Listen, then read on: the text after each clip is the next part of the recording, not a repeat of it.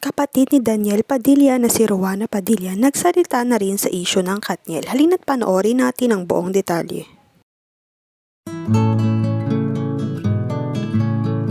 Rowana Padilla di na rin mapigilang magsalita at ayon sa kanyang post ay, ang bibig ng tao wala rin pala sa edad no, bastos. Madami na ngang nang babash sa kapatid niyang si Daniel Padilla at tila masasakit na salita ang binibitawan.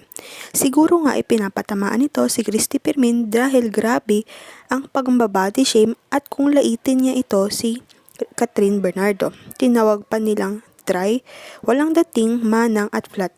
Samantalang puring-puri nila si Andrea Villantes. Meron pa nga siyang post na,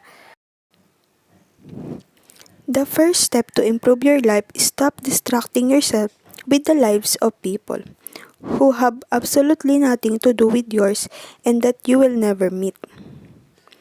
Trust actions over words, honor, respect over popularity, and choose happiness above all else." Nirepost pa nga nito ang picture ni Catherine Bernardo ngayon at halatang magkaayos sila.